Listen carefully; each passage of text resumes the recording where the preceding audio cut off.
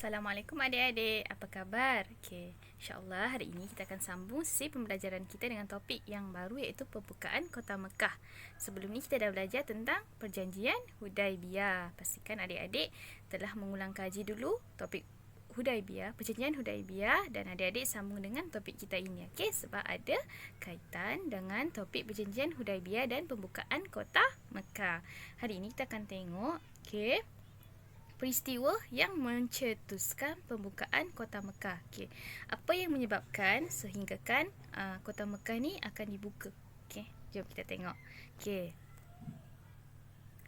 Pada tahun ke-8 Hijrah, kaum Quraisy telah melanggar perjanjian Hudaibiyah yang telah dipersetujui dengan Rasulullah sallallahu alaihi wasallam kerana telah membantu Bani Bakar menyerang Bani Khuza'ah. Siapa Bani Bakar? Siapa Bani Khuza'ah? Kita akan tengok sekejap lagi. Okey, apa isi perjanjian yang mereka langgar adalah gencatan senjata selama 10 tahun. Maksudnya di sini semasa perjanjian Hudaibiyah dilakukan, mereka telah menulis satu isi. Salah satu isinya adalah gencatan senjata selama 10 tahun. Berarti tidak ada peperangan yang akan berlaku di antara mereka selama 10 tahun. Sekiranya terjadi, kemungkinan perjanjian itu terbatal akan berlaku. Okey.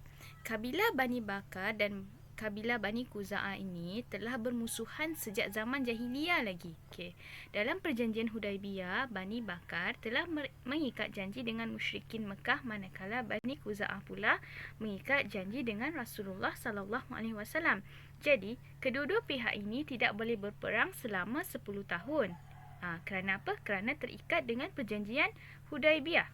Walau bagaimanapun, pada satu malam bulan Sya'ban tahun ke-8 Hijrah, Bani Bakar iaitu Naufal bin Muawiyah telah mengetuai sekumpulan Bani Bakar ini dan musyrikin Mekah. Pada ketika itu, kaum musyrikin ni telah membantu Bani Bakar untuk menyerang Bani Khuza'ah. Bani Khuza'ah ketika itu berada di Dalwatir dan beberapa dalam kalangan mereka telah dibunuh di Tanah Haram. Lalu wakil pun dihantar untuk memaklumkan kepada Rasulullah sallallahu alaihi wasallam.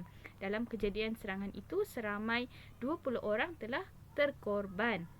Okey, bila wakil mereka iaitu wakil Bani Khuza'ah telah dihantar dan memberitahu kepada Rasulullah tentang serangan itu, maka Nabi Muhammad pun pada ketika itu berasa sangat marah dengan tindakan kaum musyrikin Mekah dan menghantar utusan kepada pihak kaum musyrikin Mekah dengan mengemukakan 3 pilihan kepada mereka, iaitu yang pertama sekali adalah mereka dikehendaki membayar pampasan ataupun ganti rugi sebagai tebusan darah kepada waris Bani Khuza'ah yang terbunuh, ataupun mereka boleh memilih untuk membatalkan perjanjian dengan Bani Bakar, iaitu kaum musyrikin ini berhenti membuat perjanjian dengan Bani Bakar dan berhenti berperang dengan kaum Bani Khuza'ah. Ataupun mereka juga boleh memilih untuk terbatalnya perjanjian Hudaibiyah dan berperang dengan orang Islam.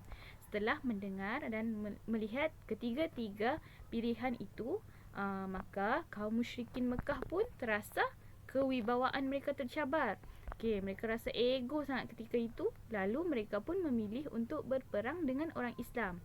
Okey, jadi inilah peristiwa yang menjadi pencetus kepada pembukaan Kota Mekah. Pada sesi akan datang adik-adik, kita akan sambung topik ini. Kita akan tengok macam mana peperangan itu akan berlaku dan akhirnya membuka kepada membuatkan Kota Mekah itu dibuka. Jadi adik-adik boleh salin nota di atas ini dan insya-Allah kita akan sambung topik ini pada masa yang akan datang. Okey. Ini adalah apa dia? Peristiwa ataupun perkara yang telah mencetuskan pembukaan Kota Mekah, hasil daripada pelanggaran perjanjian Hudaibiyah oleh kaum musyrikin Mekah. InsyaAllah kita akan bertemu lagi adik-adik pada masa akan datang dengan sambungan topik ini, insyaAllah.